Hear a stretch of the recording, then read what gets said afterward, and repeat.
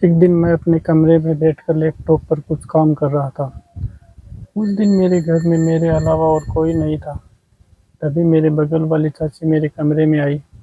वो बोली, रिंकू तुम्हारी मम्मी कहाँ गई? मैंने कहा, चाची मम्मी पापा कहीं बाहर गए हैं, शाम तक आएंगे। कुछ काम था क्या? तो वह बोली, नहीं कुछ ज़रूरी काम तो नहीं था। इतना कहने के बाद वो मेरे बगल में मुझसे सटकर बैठ गई। जब वो मेरे बगल में बैठी तो मुझे करंट सा लगा। चाची बोली, क्या हुआ, तुम ऐसे क्यों चौंक रहे हो?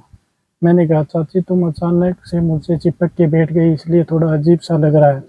चाची बोली, क्यों, तुम्हें अच्छा नहीं लग रहा क्या?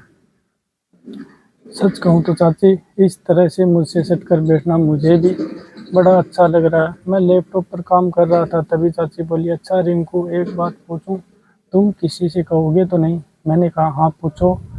तो चाची बोली, पहले तुम मुझसे वादा करो कि ये बात तुम अपनी मम्मी पापा से नहीं बताओगी।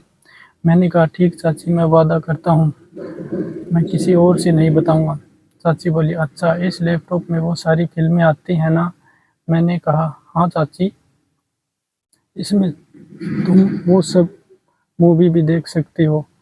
तो चाची बोली, मैंने तो मूवी कभी नहीं देखी है, थोड़ा लगाओ ना, मेरा देखने का बड़ा मन कर रहा है। मैंने कहा, नहीं चाची, अगर मम्मी पापा आ गए तो वह क्या सोचेंगी?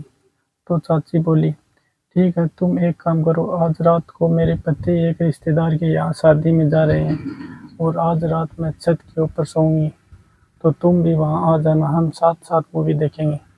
चाची के मन में क्या चल रहा था मुझे अच्छे से पता था। मैंने सोचा, बहती गंगा में हाथ धोने का बहुत बढ़िया मौका है। मैंने कहा, चाची सिर्फ मूवी देखने में क्या मज़ा है? मूवी में जो कुछ होता है अगर वो सब करने को मिले तब और मज़ा आएगा। चाची बोली, ठीक है, अगर हमारा मन हुआ तो उसके बाद भी सोचेंगे। उसके बाद शाम हुई। मम्मी पापा भी अभी तक वापस नहीं आए। मैंने पापा को फ़ोन करके पूछा तो वह बोले, हमें आने में देर हो जाएगी, तो हम रास्ते में बुआ के यहाँ रुक जाएंगे, फिर वहाँ से सुबह आएंगे। उसके बाद पापा ने फ़ोन रख दिया। मैं मन में बहुत खुश हुआ क्योंकि आज चाची भी घर पर अकेली है और मैं भी। तो कैसे हैं आप लोग? भाई लोग, कहानी को पूरा ज़रूर सुना क्योंकि ये कहानी सुनकर आपको भी सब करने का मन करेगा। भाई लोग, मैं जब पड़ोस वाली चाची को देखता था तो मेरा उसके साथ वो सब करने का बहुत मन करता था। सिर्फ मेरा ही नहीं, अगर उन्हें कोई भी आदमी देख लेता तो उसका दीवाना हो जाता। इतनी खूबसूरती थी वो। उनका शरीर थोड़ा भारी था लेकिन उन पर बहुत जचता था। एक दिन जब मैं उनके घर गया तब मैंने धोखे से उनका कुआं देख लिया। बहुत गहरा था। मुझे देखकर चाची तुरंत अपने कमरे में चली गई। मुझे कुछ समझ नहीं आया मैं क्या करूं। तभी चाची अंदर से बोली, रिंकू आवाज़ देकर अंदर आया करो। मैंने कहा, चाची मम्मी तुम्हें घर बुलाई है।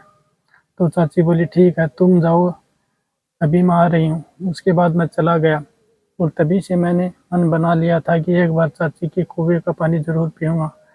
वो भी मुझे देखकर चौंक गई और तुरंत अपने कमरे में चली गई। ये सीन मेरी आंखों के सामने बार बार घूम रहा था।